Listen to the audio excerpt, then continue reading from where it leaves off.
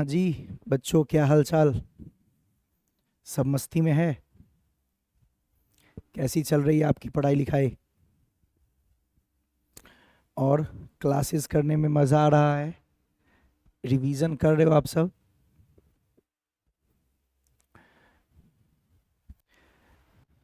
Good evening जी। क्या हाल चाल है? तब आप सब रिवीजन करते हैं एकदम जम के? अभी आपके पास बहुत कम टाइम बचा हुआ है। फटाफट से टाइम निकल जाएगा, एग्ज़ाम भी आ जाएगा। आगे भी बहुत सारी प्रिपरेशन करनी है, तो बढ़िया से रिवीजन किया कीजिए। Good evening Shivam. जो सब पढ़ाया जाए उस सब को बहुत अच्छे से देखिए, लगातार रिवीजन कीजिए, है ना? ये सब करना पड़ेगा आपको, क्योंकि आपको पता है रिवीजन सबसे ज़्यादा इम्पोर्टेंट है।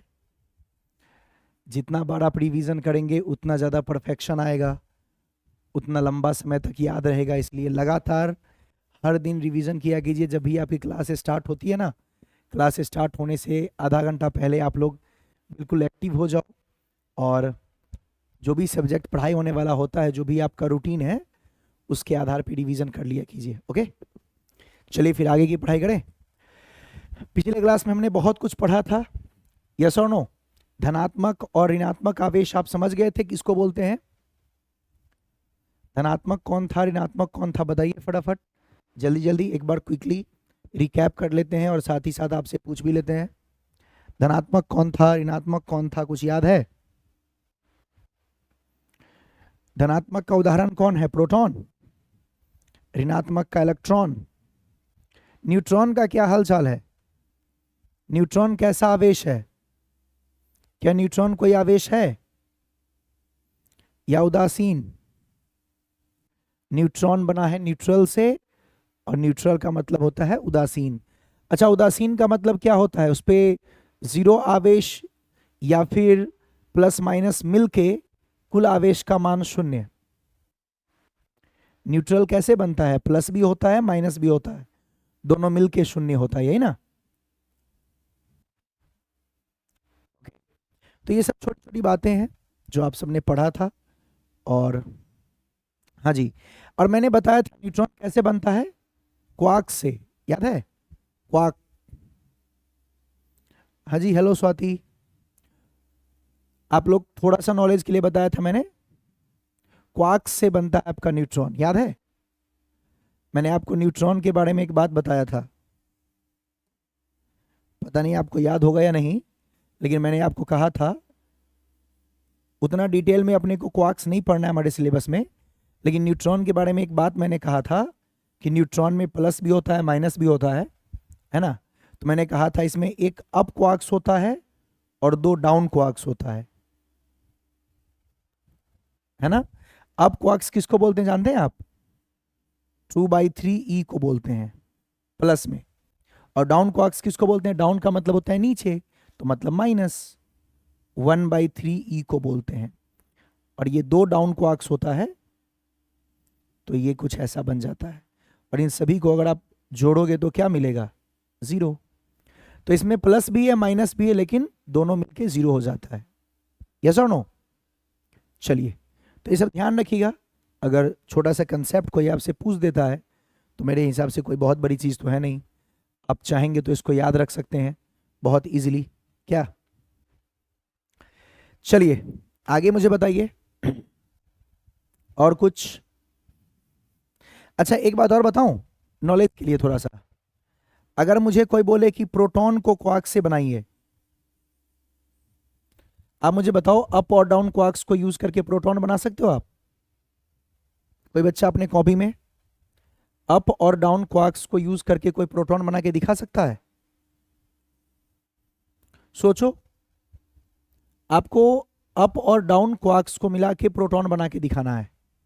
बना के देखिए, अपने नोट्स में बनाइए और मेरे साथ एक बार मैच कीजिए। तो क्या मैं ऐसा लिख सकता हूं, 2/3 प्लस में प्लस 2/3 और -1/3, ये हो गया 2 और 2 4, जरा देखो, 4/3 -1/3, ये सब चीज़ें आपको किताबों में भी मेंशन नहीं मिलेगा, बस थोड़ा सा समझा दे रहा हूँ एक्स्ट्रा नॉलेज के लिए। 4/3 माइनस 1/3 क्या हो जाएगा बाबू? 3/3 ये कैंसिल हो गया, बोलिए पॉजिटिव में आ गया। मैं अगर सिर्फ उसके मैग्नीट्यूड का बात करूं तो क्या प्लस में आ गया? देखो कैसे बनता है प्रोटॉन, इसमें आपने 2 अप क्वार्क्स ले लिया, 1 डाउन क्वार्क्स ले लिया,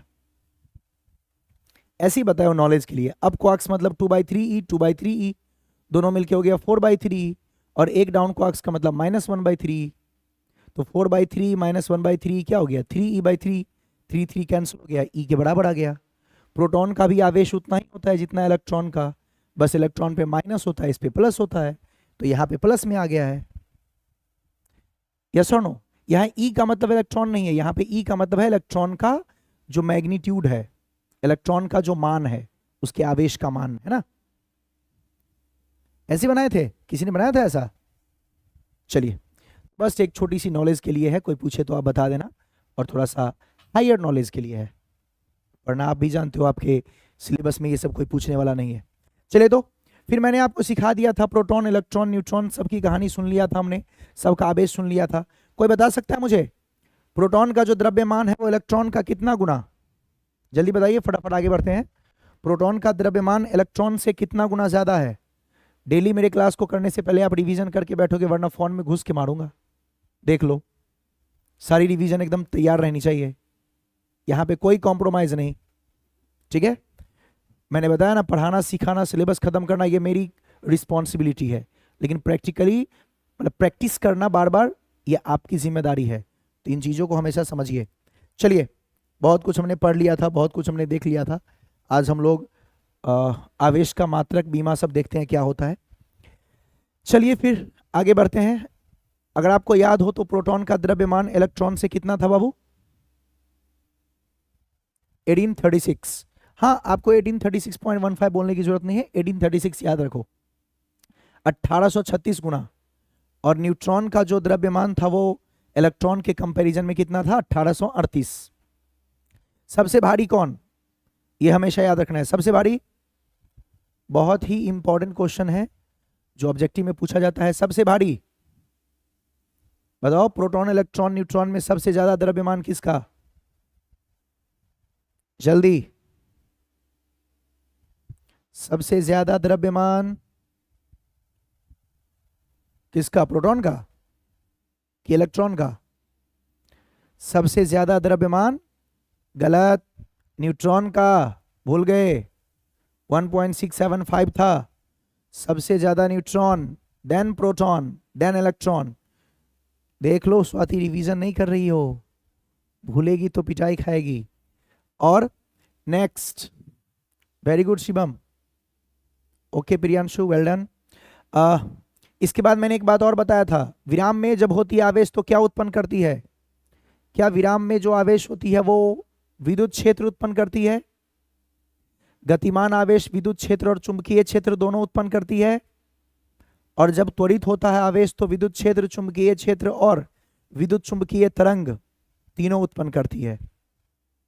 ओके, चलिए आज हम लोग मात्रक और बीमा सीखेंगे। मुझे उम्मीद है कि आप लोगों को मात्रक और बीमा सबका पता होगा, लेकिन अगर आपको मात्रक और बीमा नहीं पता है तो 2-3 चीजें या 2-3 चीजों का मात्रक और बीमा आपको आना चाहिए। पहली बात, फिजिक्स में हम किस मात्रक की बात करते हैं? फिजिक्स में कौन सा मात्रक लिया जाता है सबसे ज्यादा? बताइए कोई बच्चे, सबसे ज्यादा कौन सा मात्रक लेंगे आप? हमारा ज्यादा से ज्यादा चर्चा होगा एसआई यूनिट सिस्टम पे। एसआई यूनिट सिस्टम, यस और नो? एसआई यूनिट सिस्टम क्या होता है? इंटरनेशनल यूनिट सिस्टम, हाँ या ना? अंतरराष्ट्रीय मात्रक प्रणाली। हेलो, समझ रहे हो मैं क्या बोल रहा हूं? फिजिक्स में कौन सा यूनिट सिस्टम चलता है? SI unit system, SI unit system. तो जो बच्चे जानते हैं बहुत अच्छी बात है, जो नहीं जानते हैं उनको थोड़ा सा मैं बता रहा हूं। आप जानते हैं कि जो एसआई यूनिट है उसमें 7 फंडामेंटल यूनिट है। एसआई यूनिट में पता होगा आपको 7 जो यूनिट्स हैं वो फंडामेंटल है, मूल भौतिक राशियां जिसको कहते हैं, और 2 सप्लीमेंट्री जिसको पूरक राशियां कहते हैं।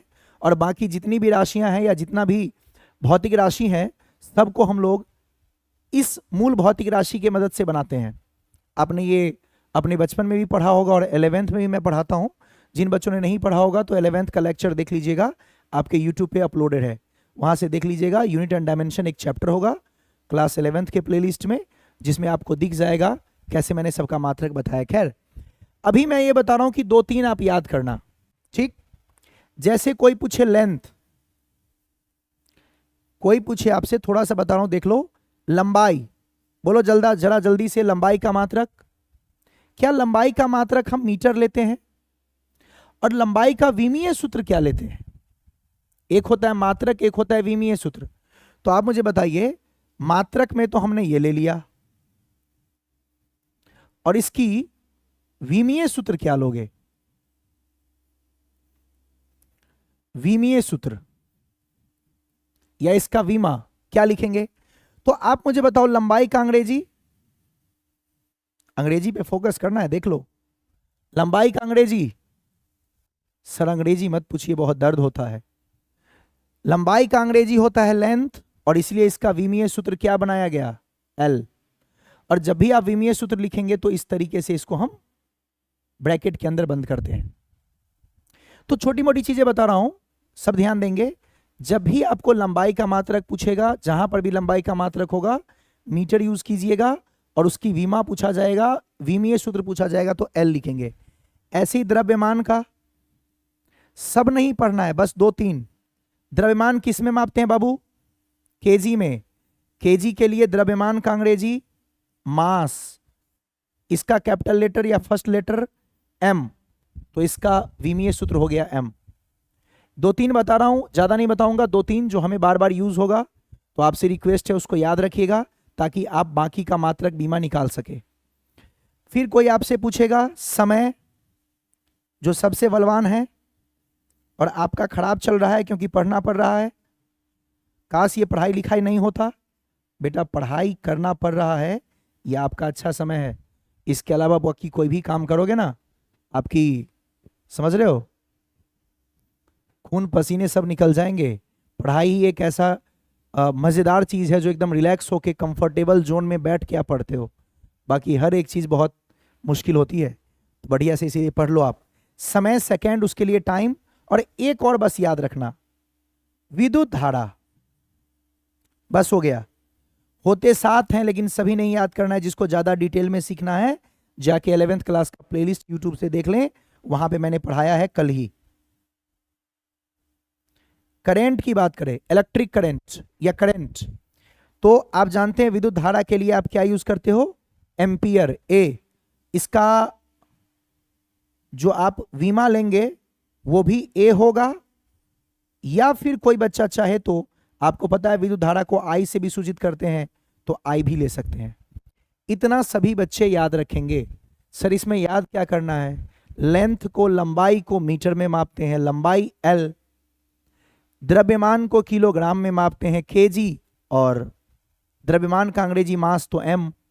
समय हमारा अच्छा चल रहा है तो इसलिए उसको सेकेंड, उसका मात्रक, और टी उसका बीमा हो गया। और उसी प्रकार से विद्युत धारा बचपन से पढ़ते आ रहे हैं, उसका करंट एम्पियर, और अगर कोई आपसे पूछ दे उसकी विमीय सूत्र तो ए या फिर आई। बोलिए क्या टफ है इसमें? और अगर इतना आप सीख गए तो इसी के आधार पे बाकी सारे मात्रक हम बनाएंगे। ओके प्यारे बच्चों, तो मैं आपको क्या पढ़ाने वाला हूं? किसका मात्रक? हम पढ़ क्या रहे हैं? हम पढ़ रहे हैं स्थिर वैद्युतिकी, जिसमें हम किसके बारे में पढ़ रहे हैं? वैद्युतिकी मतलब आवेश के बारे में, इलेक्ट्रॉन, प्रोटॉन, धनात्मक, ऋणात्मक, इन सभी आवेशों के बारे में पढ़ रहे हैं। तो बोलिए आवेश का मात्रक क्या होगा? कोई पूछ दे आवेश का मात्रक बताइए। बहुत आसान। आवेश का मात्रक अगर आपसे पूछा गया, मैं अगले पेज पे बढ़ता हूं, तो मुझे बताइए आवेश का मात्रक बनाने के लिए सबसे पहले सूत्र बताइए क्या होगा आवेश का, जो आप बचपन में पढ़े हैं। क्या आवेश, आप आवेश का सूत्र पढ़े हैं? Q बराबर I इंटू टी। Q बराबर बाबू क्या होता है? I into T. अब अभी मैंने सिखाया था, बोलिए आई का मात्रक, आई मतलब विद्युत धारा। स्वाति, आवेश का सूत्र Q बराबर IT या बचपन से पढ़े हो? यस और नो? क्या हमने जूनियर क्लास में भी इन चीजों को पढ़ा था? Q बराबर IT।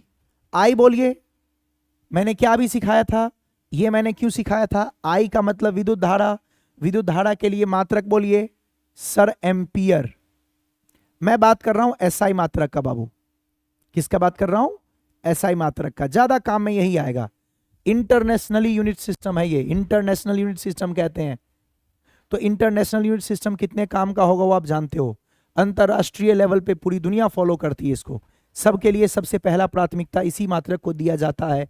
अभी पहले इतिहास के समय में सबके अलग अलग थे, बट अभी सभी इसी को फॉलो करते हैं। तो करंट के लिए ए और समय के लिए क्या पढ़ाए हैं भाई? समय के लिए क्या मात्रक पढ़ाए थे? सेकेंड। बोलिए क्या बना? Ampere into second. और इसी को आप लोग सुने आवेश का मात्रक कुलंब कुलंब कुलंब कुलंब कुलंब। तो वैज्ञानिक के नाम पे रख दिया गया, एम्पियर सेकेंड को ही बोलते हैं कुलंब। इसका शॉर्ट फॉर्म लिखेंगे सी। देख लीजिए सभी लोग, यस और नो? क्या थोड़ी थोड़ी बात समझ में आई? फिर से रिपीट कर रहा हूं, किसी का मात्रक बनाना हो तो पहले क्या लिखो? उसका फॉर्मूला। किसी का मात्रक बनाना हो तो पहले क्या लिखेंगे बाबू? फॉर्मूला। फॉर्मूला क्या है? Q बराबर IT। आई का मात्रक यहां से देख लो, आई मतलब धारा का मात्रक एम्पियर, टाइम का मात्रक सेकेंड, एम्पियर इंटू सेकेंड, इसी को बोलते हैं कूलम। याद रहेगा? ये तो ऐसा ही मात्रक है और ऐसा ही मात्रक ही अपने काम का होता है। मैं आपको बता दूं, जो ऐसा ही मात्रक है वही ज्यादा काम में आता है। लेकिन इसके अलावा भी कुछ मात्रक होते हैं जो आपको याद रखना है, जैसे CGS मात्रक, CGS एंड ESU। लिख लीजिए, CGS एंड ESU मात्रक। ये थोड़ा सा कुछ बातें हैं जो आपको याद रखना है।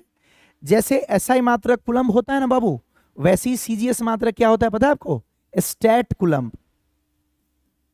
लिख लेंगे सभी लोग, स्टैट कूलम्ब। इसको शॉर्ट फॉर्म में आप लिखेंगे स्टैट और सी। तो कोई आपसे पूछे कि बताइए CGS और ESU मात्रक क्या होता है?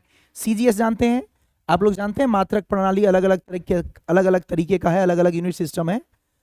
SI, CGS, MKS, FPS। सुना तो होगा यार आपने। अब मैं कितना पीछे जाके पढ़ाऊंगा, ये 11th क्लास का है। तो CGS का फुल फॉर्म जानते हैं? SI का फुल फॉर्म जानते हैं? इंटरनेशनल यूनिट सिस्टम, ठीक है। और CGS का सेंटीमीटर ग्राम सेकेंड। ये तो बहुत इजी है, centimetre gram second. Sir ESU का, ये चैप्टर का नाम क्या था? Electrostatic unit. Centimetre gram second, और इसको इलेक्ट्रोस्टैटिक यूनिट भी कहते हैं। इलेक्ट्रोस्टैटिक चैप्टर में CGS को ESU के नाम से भी जानते हैं। तो इलेक्ट्रोस्टैटिक यूनिट क्या नाम हो गया? देख लीजिए, स्टैट कूलम्ब। क्या नाम पड़ा? Stat coulomb. इसी प्रकार से तीसरा बताइए, MKS full form metre kilogram second. Metre kilogram second. Okay, 9th में भी पढ़े हैं, शिवम बोल रहे हैं, वेरी गुड। देखो, इसलिए मैं तब भी आपको इतना बेसिक पे ले जाके बता रहा हूं, अब इससे ज्यादा क्या बताऊं। MKS metre kilogram second. बाबू इसका दूसरा नाम EMU। सर ये क्या है? Electromagnetic unit. याद करो, मैंने बताया था जिस यूनिट को आप पढ़ रहे हैं अभी, उस यूनिट का नाम है इलेक्ट्रोमैग्नेटिक या इलेक्ट्रोमैग्नेटिज्म। तो ये है इलेक्ट्रोमैग्नेटिक यूनिट। MKS का एक और नाम है EMU इस चैप्टर के लिए। तो इसको हम लोग क्या कहते हैं? Absolute coulomb. Absolute coulomb. ये सब ज्यादा काम नहीं आएगा, आप ये याद रखिएगा। कोई बच्चा बेचारा जो दिल से गरीब है वो इसको याद रखेगा, सर मेरे से नहीं होगा सब याद, तो कूलम्ब वाला याद रखिएगा, वरना नॉलेज के लिए सारा जरूरी है। इसको शॉर्ट फॉर्म में लिखते हैं AB कूलम्ब। जैसे स्टैट कूलम्ब लिखे तो AB कूलम्ब हो जाएगा, एब्सोल्यूट कूलम्ब। यस और नो? तो याद रखेंगे, ये सब छोटा छोटा चीज है ना। और पूरा लिखना है तो आप इसको शॉर्ट फॉर्म में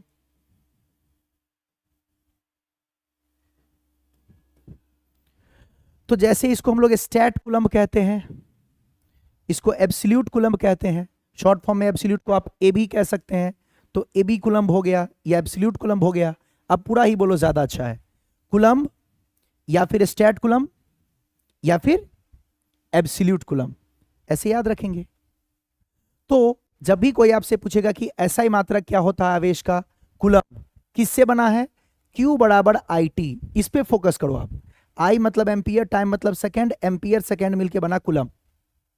कोई आपसे पूछे कि बताइए CGS में क्या होगा, स्टैट कूलम्ब, क्या होगा, स्टैट कूलम्ब। कोई पूछेगा बताइए MKS और EMU में क्या होगा, एब्सोल्यूट कूलम्ब, यस और नो। तो ये सब छोटा मोटा चीज है जो अपने दिमाग में आप रखेंगे तो बेटर रहेगा, coulomb, stat coulomb, absolute coulomb. तो इस तरीके से आप इसको याद रख सकते हैं जो हमारा आवेश है। इसके अलावा कुछ अन्य मात्रक होती है, बट फिर मैं रिपीट कर रहा हूं, काम का कौन सा है, SI। बाकी का कोई काम आएगा, आंसर है नो। फिर क्यों पढ़ रहे हैं, थोड़ी नॉलेज भी पता होनी चाहिए, अपने को नॉलेज भी होना चाहिए कि बाकी मात्रक में हम आवेश को कैसे लिखते हैं, इन चीजों को फोकस करके बताया जा रहा है। तो जब भी आपको बोला जाएगा SI मात्रक तो भी लिख सकते हैं, आपसे कोई पूछेगा CGS ESU मात्रक तब भी आप लिख सकते हैं, कोई पूछेगा आपसे MKS और EMU मात्रक तो याद रखिएगा। और याद रखिएगा CGS के साथ ESU आता है इस चैप्टर में, और MKS के साथ EMU आता है जो इलेक्ट्रोस्टैटिक है उसमें। आगे जब चार्ज मूविंग होगी तो कुछ और हो जाएगा, बट अभी इतना याद रखेंगे, CGS MKS में CGS के साथ ESU, MKS के साथ EMU। बोलिए थोड़ी थोड़ी बात याद हुई। अब ये याद ही रखना पड़ेगा, इसमें मैं कुछ नहीं कर सकता हूं। हाँ, ये ध्यान रखना, Q बराबर IT, इसको याद कर लो, ये बड़ा काम आएगा आगे भी।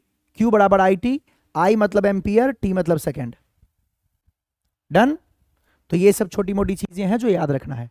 अब अगला क्वेश्चन होता है, इन तीनों में क्या रिलेशन है, तो नेक्स्ट लिखिए, इन तीनों में क्या रिलेशन है,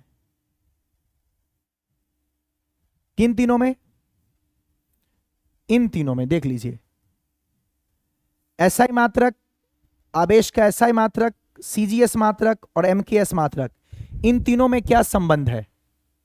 ओके, तो देखते हैं इन तीनों में क्या संबंध है।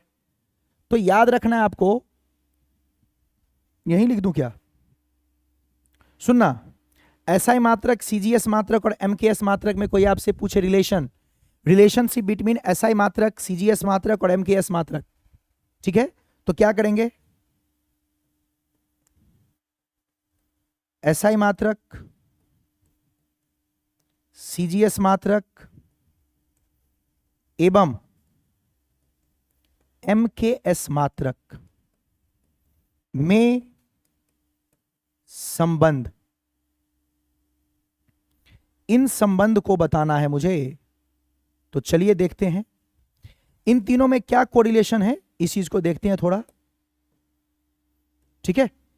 SI मात्रक, CGS मात्रक और MKS मात्रक जो आपने आवेश का बनाया है, इनके रिलेशन को समझते हैं, इन तीनों को कैसे कोरिलेट कर सकते हैं उसको जरा समझते हैं। तो याद रखेंगे आप, ये याद ही करना पड़ेगा, एक कूलम्ब इक्वल टू कितना स्टेट कूलम्ब, 3 × 10⁹ स्टेट कूलम्ब। याद करना है शिवम, एक कूलम्ब में कितना स्टेट कूलम्ब, 3 × 10⁹ स्टेट कूलम्ब। कितना एब्सोल्यूट कूलम्ब, 1/10 एब्सोल्यूट कूलम्ब। सभी बच्चे ध्यान देंगे, ये वेरी वेरी इंपॉर्टेंट है, ऑब्जेक्टिव में पूछता है, इसको ध्यान रखेंगे सभी लोग। पूछेगा आपसे एक कूलम्ब में कितने स्टेट कूलम्ब, 3 × 10⁹ स्टेट कूलम्ब।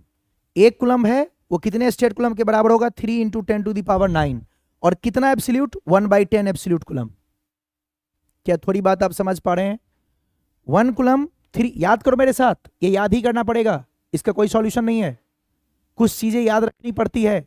अब इलेक्ट्रॉन का कितना द्रव्यमान है वो आप थोड़ी सोच के खुद निकालोगे और वजन करके निकालोगे, नहीं ना, वो याद ही रखेंगे ना। तो कुछ वैल्यूज जो आती है वो याद रखना होता है। तो कोई आपसे पूछ दे तो ये काफी इंपॉर्टेंट में आता है, कोई पूछे कि तीनों में क्या रिलेशन है, तो 1 coulomb equal to 3 × 10⁹ state coulomb, 1 coulomb 3 × 10⁹ state coulomb और 1/10 एब्सोल्यूट कूलम्ब। तो ये इन तीनों का रिलेशन है जो सभी लोग याद रखेंगे अच्छे से, समझ रहे हैं। 1 कूलम में कितना state coulomb? 3 into 10 to the power 9, 3 into 10 to the power 9, yes और नो? तो 1 coulomb 3 into 10 to the power 9 state coulomb और 1/10 एब्सोल्यूट कूलम। ये तीनों जो मात्रक आपने पढ़ा उन तीनों का कोरिलेशन है, यानी कूलम, स्टेट कूलम और एब्सोल्यूट कूलम में संबंध है ये। यानी जो एसआई मात्रक, सीजीएस मात्रक और एमकेएस मात्रक था आवेश का, उन तीनों को कैसे कोरिलेट करते हैं? तो 1 कूलम में 3 into 10 to the power 9 state coulomb equal to 1/10 absolute coulomb. Easy.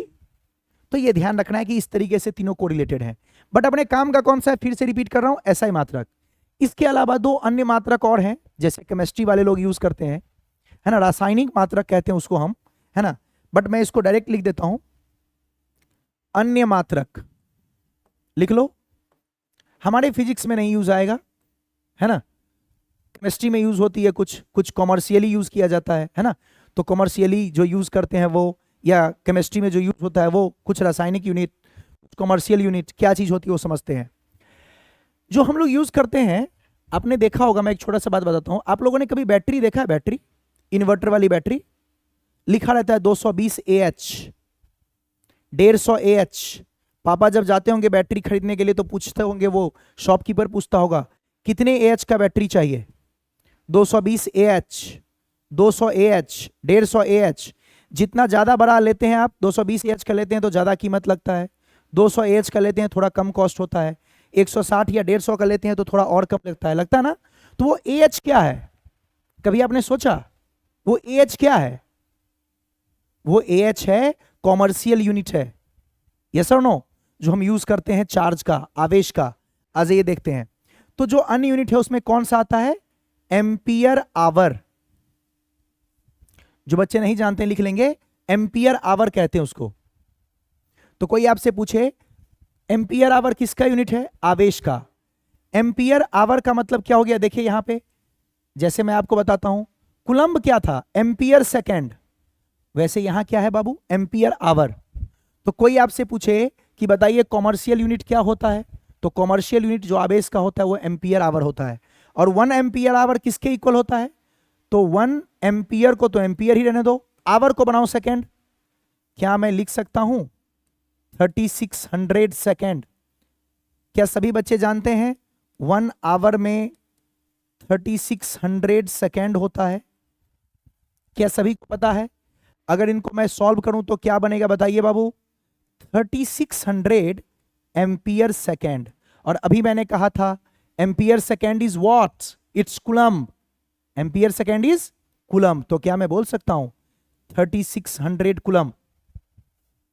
तो कोई आपसे पूछे एम्पियर आवर जो लिखा रहता है AH बैटरी पे वो क्या चीज है?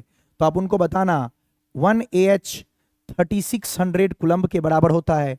और जो एम्पियर आवर है वो भी आवेश का मात्रक है, कॉमर्शियल मात्रक है, कॉमर्शियल यूनिट है किसके? आवेश के, हाँ या ना? तो अन्य मात्रक में एक कौन आ जाएगा? Ampere hour. एक अपना आ जाएगा कौन सा? एम्पियर आवर, जिसको हम लोग कॉमर्शियल यूनिट कहते हैं। चाहो तो लिख लो, कॉमर्शियल यूनिट जो हमारा है वो एम्पियर आवर होगा। व्यावसायिक मात्रक भी कहते हैं इसे। तो एक एम्पियर आवर भी हमारा आवेश का मात्रक होता है, जो कि कॉमर्शियल यूनिट ऑफ चार्ज है। क्या है? Commercial unit of charge. तो एम्पियर आवर किसके बराबर होता है? 3600 कूलम्ब के। और एक और मात्रक होता है जो आप सुने होंगे, फैराडे, जो रासायनिक मात्रक आता है, फैराडे।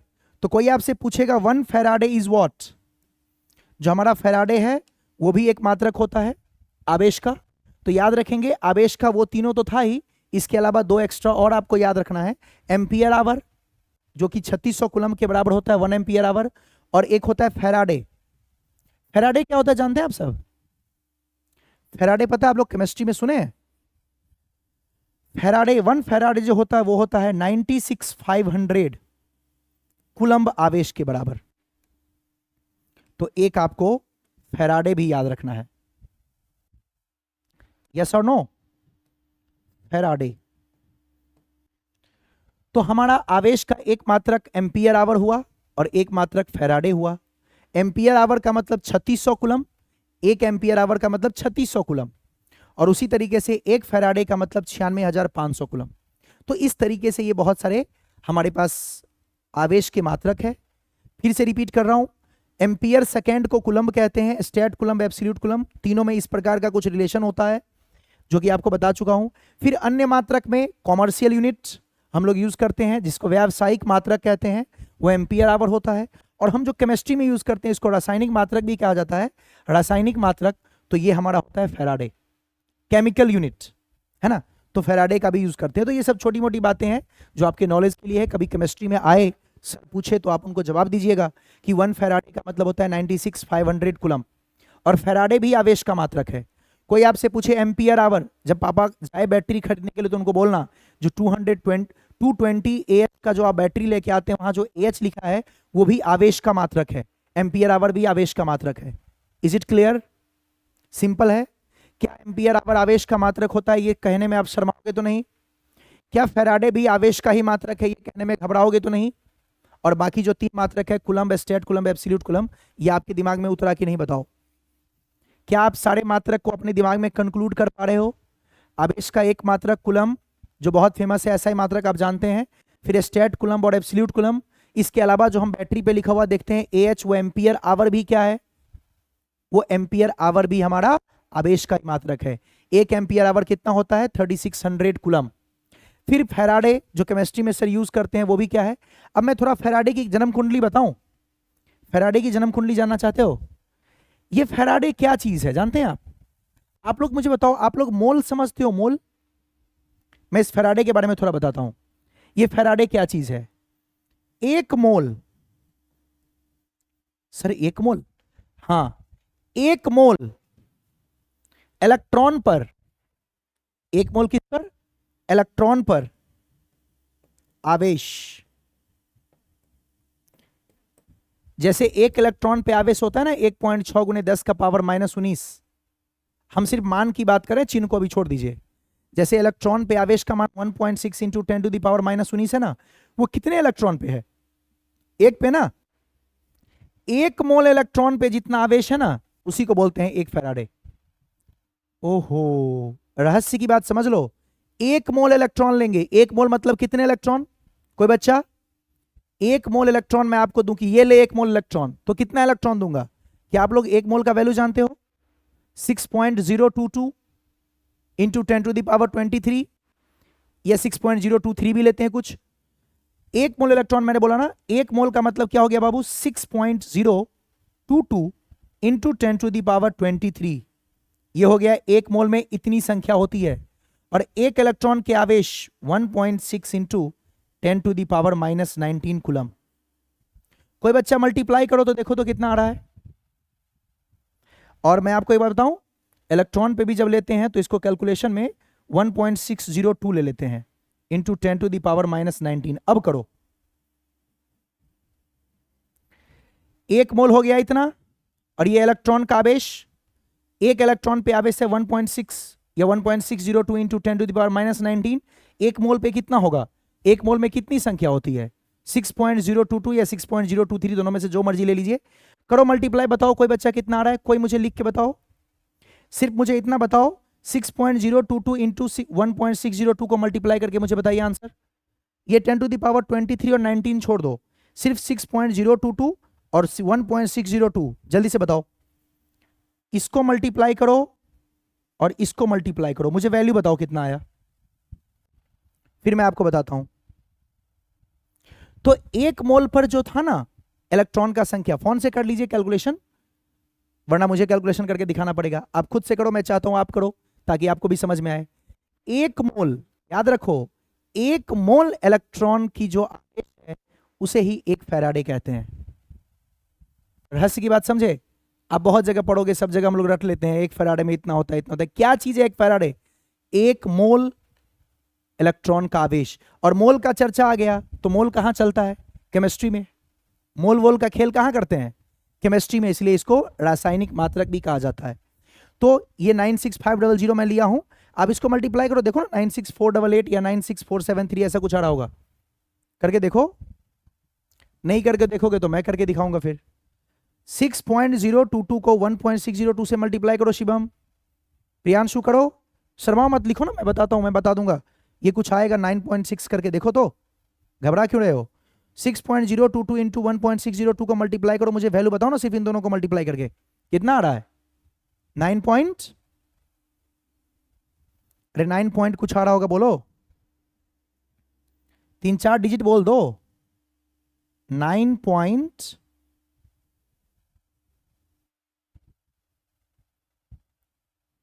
6.022 को मल्टीप्लाई कीजिए।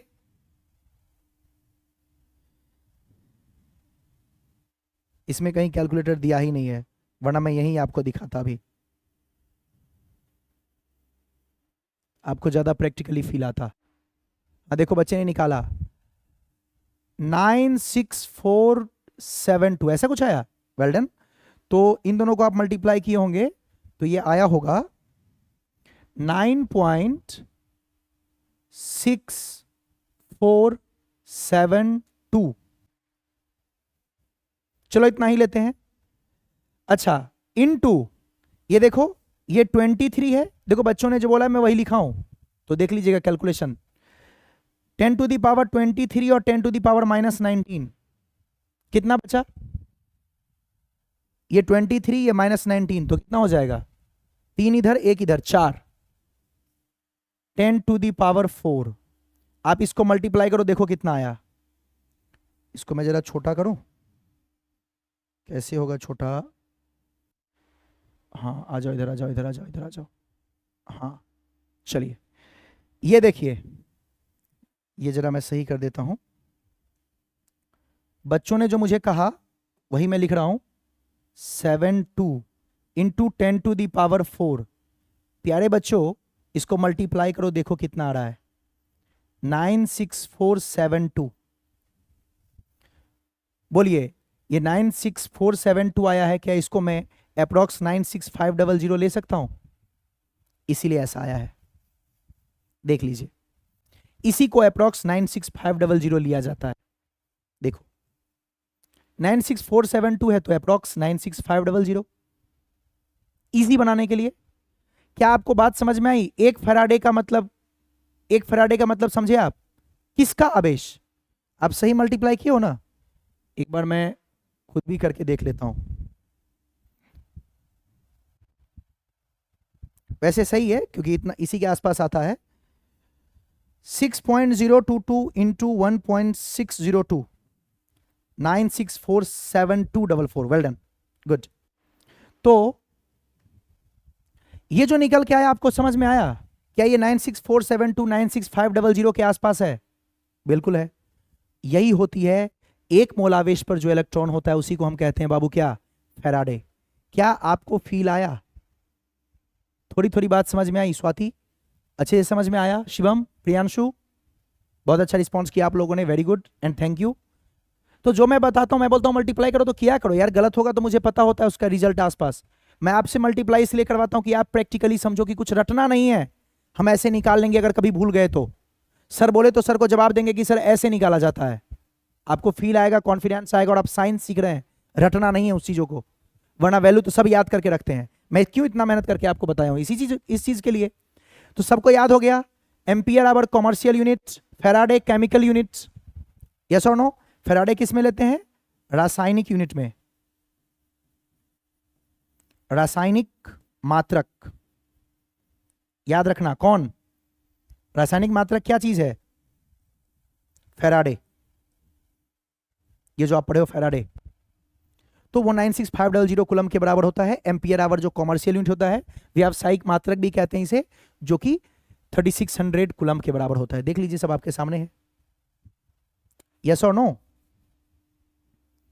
सबको समझ में आ रही है अच्छे से। तो ये सारे आवेश का मात्रक को, चलो कंक्लूजन करते हैं, क्या क्या पढ़े हैं बताइए। आवेश का एसआई मात्रक कूलम, सीजीएस और ESU stat coulomb, MKS and EMU absolute coulomb. फिर तीनों में रिलेशन क्या पढ़े थे, 1 coulomb equal to 3 into 10 to the power 9 state coulomb equal to 1/10 absolute coulomb, जैसे मुझे याद है आपको भी याद होना चाहिए। फिर मैंने बताया था एम्पियर आवर का मतलब 3600 कूलम, यस और नो। और इसके बाद मैंने बताया जो केमिकल यूनिट्स होते हैं, जो रासायनिक मात्रक होता है वो फैराडे होता है, और फैराडे का मतलब होता है 1 मोल इलेक्ट्रॉन पर आवेश, एक मोल इलेक्ट्रॉन पर कितना आवेश होता है 96472, जिसको हम लोग अप्रॉक्स 96500 कूलम्ब भी लेते हैं। Simple and easy. ओके, चलिए अब आपसे पूछा जाएगा, बताइए विमीय सूत्र क्या होता है।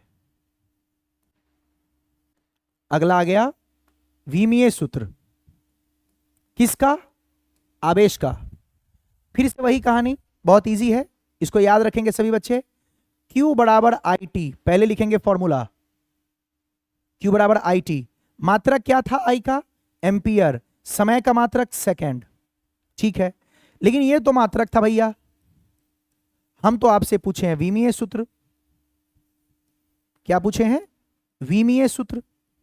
तो मुझे बताइए आई विद्युत धारा का विमीय सूत्र, विमीय सूत्र यहां बताया गया था, देखिए विद्युत धारा के लिए विमीय सूत्र ए या फिर आई, तो ए के लिए ए ही ले सकते हैं, कोई बच्चा चाहे तो कैपिटल आई भी ले सकता है। और सेकेंड का विमीय सूत्र, सेकेंड का विमीय सूत्र, समय का मात्रक होता है सेकेंड, सेकेंड के लिए विमीय सूत्र मतलब टाइम के लिए विमीय सूत्र क्या होगा? सेकेंड मतलब टाइम, टी। भाई साहब रट लेना है, very very very very very very very very important objective आपके बोर्ड एग्जाम के लिए, बहुत बार पूछा है। बताइए आवेश का विमा या आवेश का विमीय सूत्र, ये रहा एटी।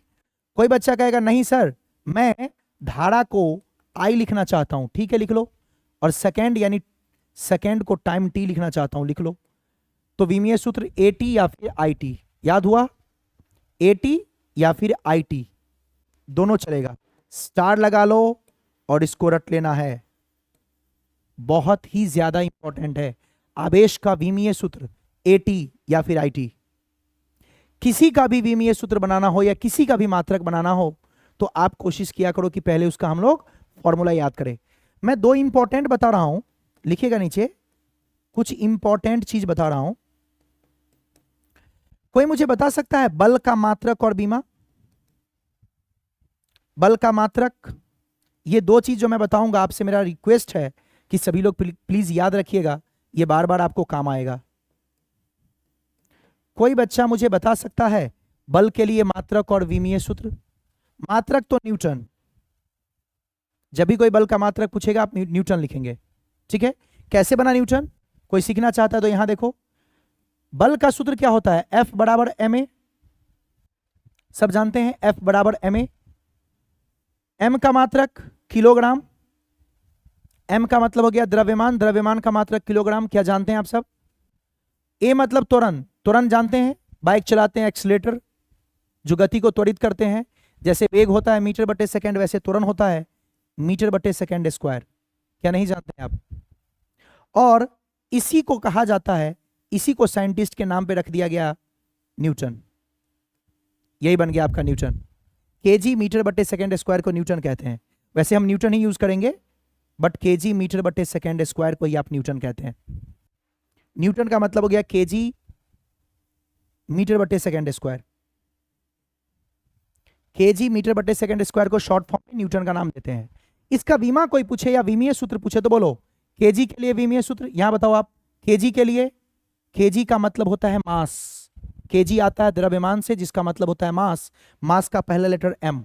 मीटर, अब ये मास एम मत समझ लेना, मात्रक में जो एम होता है वो लंबाई का मात्रक मीटर होता है, वो मास नहीं होता है। केजी द्रव्यमान है, उसका अंग्रेजी मास पहला लेटर एम, यहां जो स्मॉल एम लिखा है वो मीटर है, लंबाई का मात्रक, तो मीटर के लिए बीमा क्या होगा? एल, और सेकेंड के लिए क्या होगा? टाइम, और उसका स्क्वायर है। इसको ऊपर लेके जाइए तो क्या लिखाएगा? देखो यहां लिख रहा हूं एम एल, टी को ऊपर ले जाओ तो ये ऊपर जाके -2 होगा, देख लीजिए। आपसे रिक्वेस्ट है, सभी बच्चों से रिक्वेस्ट है कि इसको याद कर लीजिएगा। कोई आपसे पूछे बल का मात्रक न्यूटन, बल का विमा mlt -2, बल का विमा mlt -2। सर क्यों बोल रहे हैं याद करने के लिए? 2000 करोड़ बार आएगा पूरे 12 में। कितने बार? 2000 करोड़ बार। आप समझ रहे हो?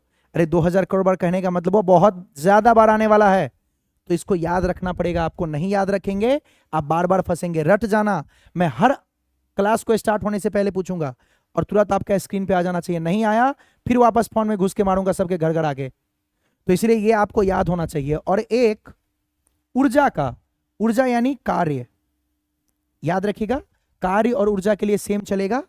ऊर्जा के लिए क्या होता है, कार्य का सूत्र आप जानते हैं, ये भी आप 9th क्लास में पढ़े होंगे। कार्य का सूत्र क्या पढ़े थे, बल गुने विस्थापन पढ़े, एफ एस कॉस थीटा। तो आप इतना ही समझो, बल विस्थापन तो पढ़ा होगा, नहीं पढ़े तो सीख लीजिए। कार्य क्या था, एफ एस कॉस थीटा, बल विस्थापन थीटा। तो वहां पर एक आता है बल, तो बल का मतलब न्यूटन। जो नहीं जानते मैं फॉर्मूला यहां लिखता हूं, एफ एस कॉस थीटा आप पढ़ेंगे। तो मैंने क्या कहा था, कभी भी कोई मात्रक बनाना हो तो सूत्र लिखते हैं पहले। तो कार्य और ऊर्जा दोनों सेम ही होता है, याद रखिएगा। क्यों होता है ऐसा, हम उतना ही कार्य कर सकते हैं जितना हमारे शरीर में ऊर्जा है। सोचिए प्रैक्टिकली, तो दोनों एक ही बात होती है। एफ का मतलब न्यूटन, एस विस्थापन होता है, पढ़े हो, एस बराबर UT plus half A T square. वहां एस क्या था, विस्थापन। विस्थापन मतलब उसका मात्रक क्या बनने वाला है, मीटर। और कॉस थीटा इसका कोई मात्रक नहीं होता, तो ये क्या बन गया, न्यूटन मीटर। क्या करना है, टेक्निक सुनो। न्यूटन के लिए क्या आपने विमीय सूत्र पढ़ा, एम एल टी माइनस 2। ये जो आपने पढ़ा था वो न्यूटन के लिए था ना, बल का था ना। तो न्यूटन के लिए यानी बल के लिए एम एल टी माइनस 2। इसमें एक्स्ट्रा कौन आ गया, मीटर। इस मीटर का मतलब लेंथ, लेंथ का मतलब क्या, एक एल आ गया, तो इसके साथ एक एक्स्ट्रा एल आ गया। ये जो एक्स्ट्रा एल आया, यहां पे कितने एल हो गए, 2 बार, इसलिए मैं डायरेक्ट यहां पर एल स्क्वायर कर दे रहा हूं। बहुत माइनर सा फर्क है, लेकिन इन दोनों को याद कर जाना है। करोड़ों बार आपको आने वाला है 12 में, इवन 11th में भी बहुत बार आता है, लेकिन 11th आप पास कर चुके हैं, अब तो आप बहुत आगे निकल चुके हैं। तो 12th में जो आएगा वो तो कम से कम रिवीजन करोगे। तो ध्यान रखना है, जो हमारा कार्य या ऊर्जा कहीं भी लिखा हुआ हो तो याद रखेंगे, न्यूटन का बीमा लिख लेना और एल में स्क्वायर लगा देना। ये इंपॉर्टेंट है, इसलिए मैं कुछ अलग से आपको बताने का कोशिश किया हूं। कोई आपसे बल पूछे, F बराबर ma, और याद रखिए कभी भी किसी का मात्रक लिखना हो बाबू तो उसका फॉर्मूला पहले लिखिए। रटना नहीं है, याद करके कितना दिन जियोगे, याद करने वाले की सीमा सीमित होती है, एक समय के बाद सब खत्म। अगर आपने चीजों को समझ लिया और खुद को एक्सप्लेन करके समझा लिया, लंबे समय तक चलेगा। तो कभी भी आपसे कोई पूछेगा बल का F बराबर ma, क्या लिखेंगे बल का, F बराबर ma। m मतलब द्रव्यमान, यहां m मीटर नहीं है। सूत्र में जो आप m लिखते हैं वो द्रव्यमान का होता है, मास का, लेकिन मात्रक में जो m आता है वो लंबाई का होता है। लंबाई का मात्रक मीटर है ना, तो दोनों सिंबल से आप कंफ्यूज मत कर जाना, दोनों जगह संकेत सेम है। ये सर यहाँ m आप केजी कह रहे हैं, यहाँ m आप मीटर कह रहे हैं। मात्रक वाला m मीटर है और जो सूत्र में लिखा हुआ है m वो द्रव्यमान है। तो F बराबर ma, m है द्रव्यमान, द्रव्यमान मतलब केजी, और a होता है मीटर पर सेकेंड स्क्वायर। केजी का बीमा, मास m, कैपिटल M, मीटर का लंबाई l, और सेकेंड का टाइम, ये mlt-2। और जब आप कार्य होता है तो कार्य का सूत्र भी देख लीजिए, एफ एस कॉस थीटा। बल को विस्थापन से गुना कर दो, बल का न्यूटन, विस्थापन का मीटर। न्यूटन के साथ मीटर आ गया, मतलब न्यूटन के साथ एक मीटर यानी लेंथ आ गया, लंबाई आ गया। तो जो न्यूटन का था लिख के इसमें एक एल से मल्टीप्लाई करेंगे, 2 बार एल हो गया, इसलिए एल स्क्वायर। उम्मीद करता हूं कि आपको याद रहेगा, कम से कम इतना याद रखना भाई। हमें भी याद रखना पड़ा है, आपको भी याद रखना पड़ेगा। अगर आप अच्छे से याद रखेंगे तो आप आगे बढ़िया कर पाएंगे। इन चीजों को याद रखना ही पड़ेगा, दूसरा कोई ऑप्शन नहीं है। क्या आप थोड़ी थोड़ी बातें समझ पा रहे हैं? तो कोई आपसे पूछता है कि बताइए बल का बीमा क्या होता है, mlt-2। याद करो, आज सोते जागते खाते पीते, यहां तक कि मैथ पूछे कि आज क्या पढ़ना है, बोलना mlt-2। यानी तुम याद कर लो, इसको 1000 करोड़ बार बोल दो तुम्हें याद हो जाएगा। बल के लिए mlt-2 उसका विमीय सूत्र, और पूछे कोई कार्य या ऊर्जा के लिए, कार्य और ऊर्जा दोनों का सेम रहेगा। लिख देता हूं, कार्य या फिर ऊर्जा का भी सेम ही चलेगा। कोई आपसे पूछे कार्य या ऊर्जा का, तो बोलना कि न्यूटन का लिख के एल का स्क्वायर कर दो, mlt-2 में एल को स्क्वायर कर दो, ml²t-2। इतना बढ़िया से याद कर लेंगे आप। आवेश का बीमा क्या था, AT। Very very important question for your 12th examination. तो याद रखिएगा, कोई आपसे पूछता है विमीय सूत्र बताइए क्या होगा आवेश का, हो जाएगा AT या फिर IT। कैसे बना फॉर्मूला, Q = IT से, I का A, T का T। मात्रक पूछे तो आई का एम्पियर, टी का सेकेंड, और एम्पियर सेकेंड को ही आप प्यार से कहते हो कूलम। यस और नो? तो जब भी कूलम के लिए आप संकेत सी यूज करते हैं तो कर सकते हैं। स्टैट कूलम है तो स्टैट सी लिख दिए, एब्सोल्यूट कूलम है एबीसी लिख दिए, पूरा लिखना हो तो एब्सोल्यूट कूलम लिख सकते हैं। तो ऐसे लिखा जाता है। अलग अलग मात्रक आपने समझ लिया, एसआई में कूलम, सीजीएस में स्टैट कूलम, एमकेएस में एब्सोल्यूट कूलम। फिर आप जब पढ़े, हम बैटरी पे देखते हुए लिखा हुआ कॉमर्शियल यूनिट एम्पियर आवर, जिसका मतलब होता है 3600 कूलम। फिर आप पढ़े फैराडे केमिस्ट्री में, 1 मोल इलेक्ट्रॉन पे जो आवेश होता है कितना, 96,500, 96,500 कूलम। तो ये सब छोटी छोटी चीजें हैं जो आपको रिवीजन करना है, बार बार प्रैक्टिस करना है, याद करना है। इन चीजों को देखिएगा। अगले क्लास में मैं बताऊंगा कि आपको बताना है कि, सुनना, आपका ये होमवर्क है, सुन लो। आपको बताना है क्या, सुनो, एम्पियर आवर, फैराडे, यस और नो? फैराडे के लिए सिंबल हम कैपिटल एफ यूज करेंगे। एम्पियर आवर, फैराडे, कूलम, ठीक, स्टैट कूलम, एब्सोल्यूट कूलम। इन सभी में आपको अरेंज करना है कि सबसे बड़ा मात्रक कौन सा है। यानी आपको बताना है कि सबसे बड़ा मात्रक कौन है, कौन सा यूनिट ज्यादा पावरफुल है, सबसे बड़ा मात्रक कौन सा है, फिर उसके बाद कौन है, फिर उसके बाद कौन है, सबको अरेंज करके देखना है। यह आपका होमवर्क है। आप जैसे मर्जी कोशिश करके देखना। आपको बताना है कि सबसे बड़ा सर ये है, फिर ये आएगा, फिर कूलम्ब आएगा, फिर स्टेट कूलम्ब आएगा, कौन आएगा, कहां आएगा, वो आपकी टेंशन है। आपका ये होमवर्क है। आपको बताना है पावर ऑफ यूनिट्स। क्या एक्सप्लेन करना है? Power of units. आपको यह बताना है कौन सा यूनिट ज्यादा पावरफुल है, कौन सा यूनिट इसमें बड़ा है ना? तो ये आपका होमवर्क है, देखना करके। मैं एक हिंट दे देता हूं, जो फैराडे है ना अपना, वो आवेश का सबसे बड़ा क्या है, यूनिट है। फैराडे ही सबसे बड़ा है। तो बाकी को आप अरेंज करके देखना। जो आप फैराडे लेंगे उसका सबसे ज्यादा आएगा, और बाकी इसके बाद कौन आएगा, इसके बाद कौन आएगा, ये आपका होमवर्क है। करके देखेंगे, नहीं होगा तो मैं बताऊंगा। तो यही था यूनिट एंड डायमेंशन, आवेश से रिलेटेड। तो उन सभी को पढ़ेंगे। आवेश के प्रकार आपने समझ लिए, सबका वैल्यू समझ लिया। तो ये कुछ बेसिक कंसेप्ट जिसको याद रखना है, तो बार बार रिवीजन करके सबको याद कीजिएगा। चलिए मिलते हैं फिर नेक्स्ट क्लास में। तब तक के लिए थैंक यू एंड बाय।